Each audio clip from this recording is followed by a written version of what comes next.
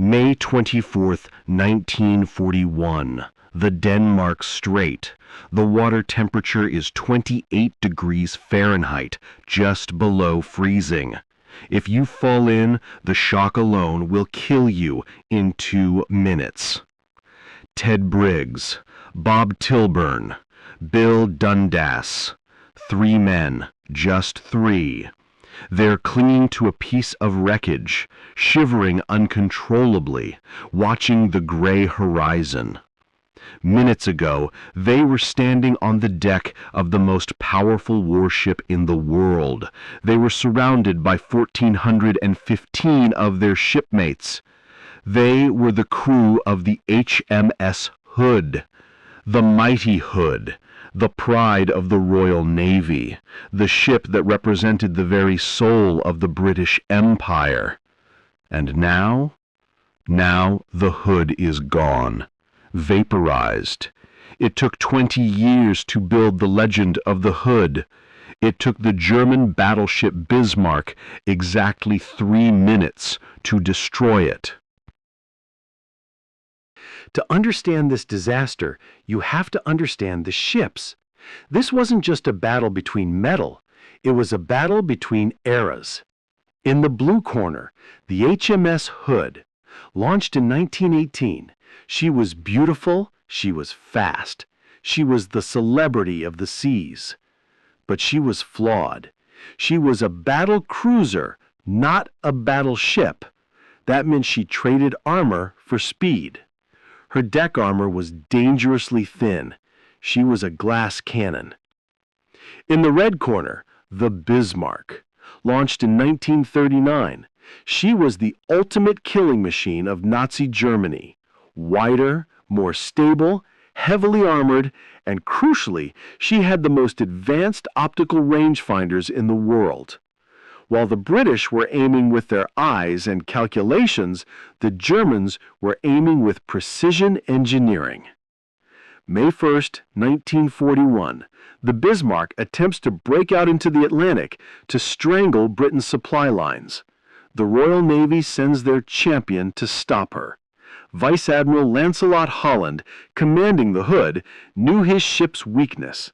He knew his deck armor couldn't withstand plunging fire, shells dropping from high angles at long range. His plan? Close the distance fast. Get close, where the shells would hit the side armor, not the deck. It was a race against simple geometry. If he got close, the Hood might win. If he stayed far away, the Hood was doomed. At 05:37 a.m., the ships sighted each other. The Battle of the Denmark Strait had begun. Admiral Holland made a critical mistake right at the start. The Bismarck was sailing with a heavy cruiser, the Prinz Eugen. Their silhouettes were similar. Holland ordered his gunners to target the lead ship. But the lead ship wasn't the Bismarck, it was the Prinz Eugen. For the first precious minutes of the battle, the Hood was firing at the wrong ship. The Germans made no such mistake. Their rangefinders locked onto the Hood instantly. At 5:55 a.m., the Bismarck fired her first salvo.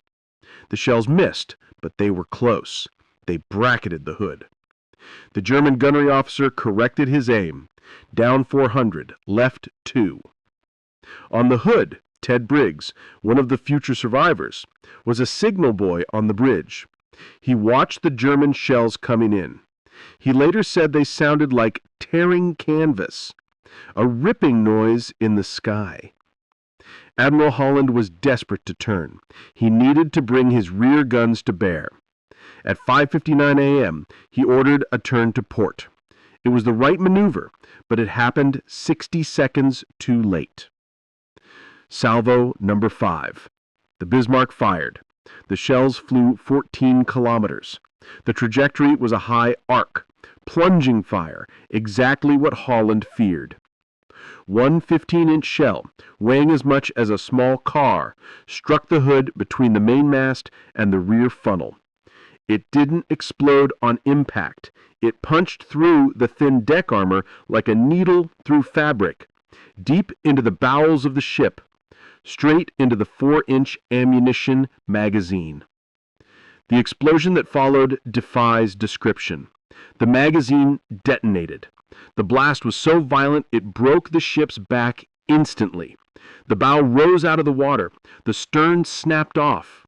On the neighboring ship, the Prince of Wales, sailors watched in horror as massive pieces of the Hood, gun turrets weighing hundreds of tons, were thrown into the air like toys.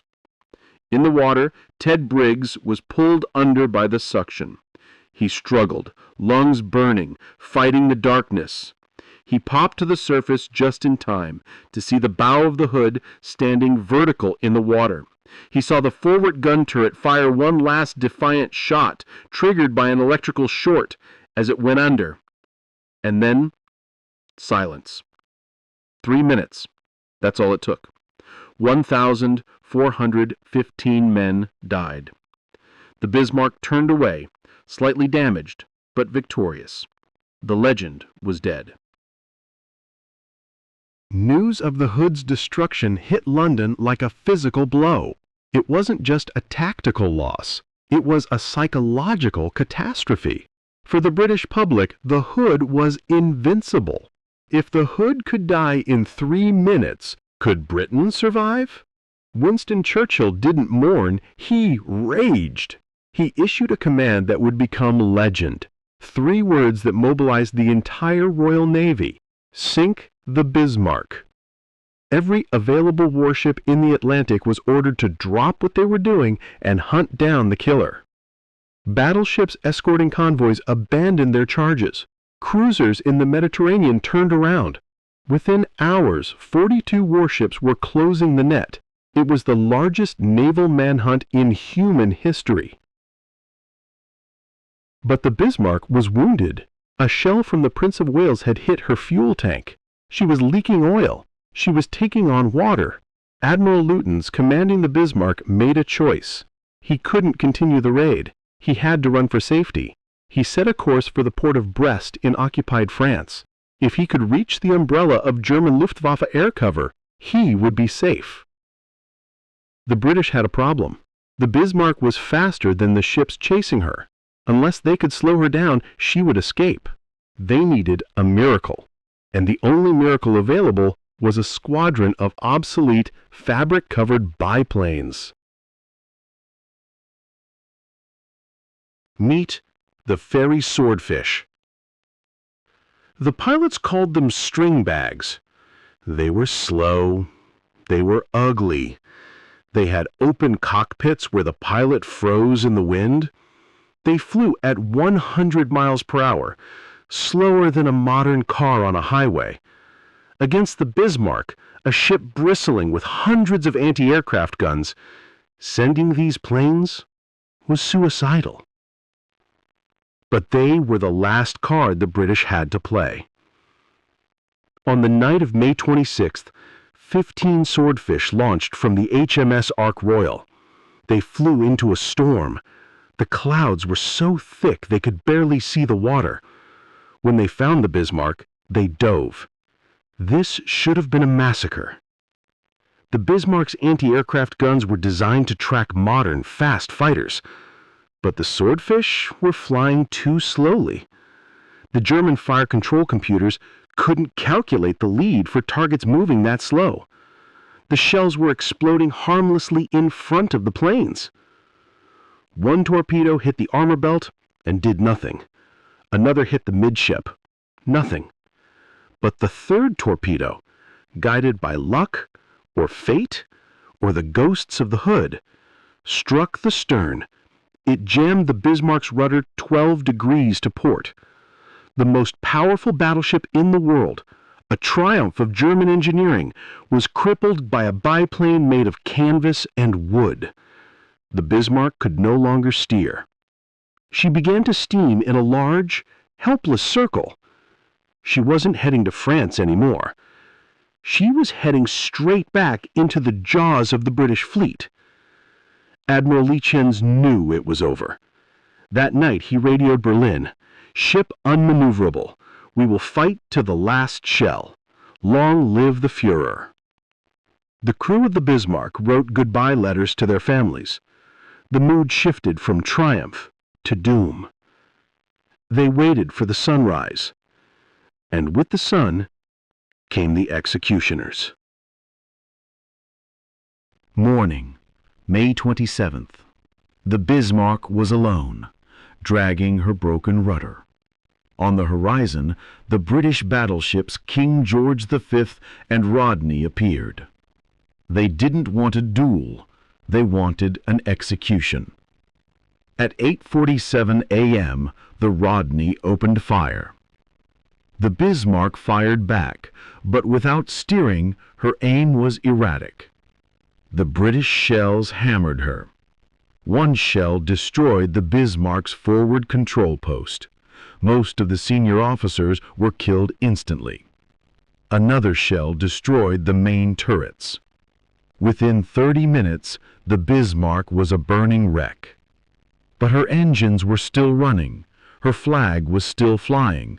She wouldn't sink. Admiral Tovey, the British commander, ordered his ships closer. "Get closer," he said. "I want to see the whites of their eyes." The Rodney got so close, less than 3 kilometers, that she was firing her massive guns almost horizontally. They pummeled the German ship into scrap metal. Inside the Bismarck, it was hell. The temperature rose to 500 degrees. Men were trapped in compartments as water rose. By 10 a.m., the Bismarck was a floating inferno. She had ceased firing, but she still wouldn't go down. The British battleships were running low on fuel. They had to leave. The cruiser HMS Dorsetshire moved in to finish the job. She fired 3 torpedoes into the burning hull. At the same time, inside the Bismarck, the surviving German engineers set scuttling charges to blow out the bottom of the ship. They wouldn't let the British capture her. At 10:39 a.m., the Bismarck rolled over and sunk. Just like the Hood, she took thousands of men with her. Of the crew of 2,200, only 114 were pulled from the water. The British ships started rescuing survivors, but then a U-boat alarm. Thinking a submarine was attacking, the British ships were forced to leave.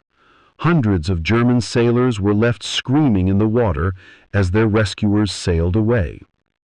It was a cruel, tragic end to a cruel, tragic week. In the span of 3 days, the 2 greatest warships of the European theater destroyed each other. Over 3,500 men died in the freezing Atlantic waters. The Bismarck never strangled Britain's supply lines. The Hood never sailed again. Today, both ships lie on the bottom of the ocean. The Hood is in pieces, shattered by the explosion. The Bismarck sits upright, proud even in death, her guns still pointing at the enemy. They are steel graves, monuments to a time when the world decided to solve its problems with 15-inch guns and unimaginable courage. We remember the ships. We remember the tonnage, the armor, the speed. But we should remember the boys. Ted Briggs lived to tell the tale. He visited the wreck of the Hood in 2001 and laid a plaque for his friends. He said simply, "It was a long time ago, but I still hear the noise." This was the story of the hunt for the Bismarck. If you want to see more deep dives into naval history, destroy that like button, just like the Rodney destroyed the Bismarck. Subscribe for more. I'm Channel Name, and I'll see you in the next battle.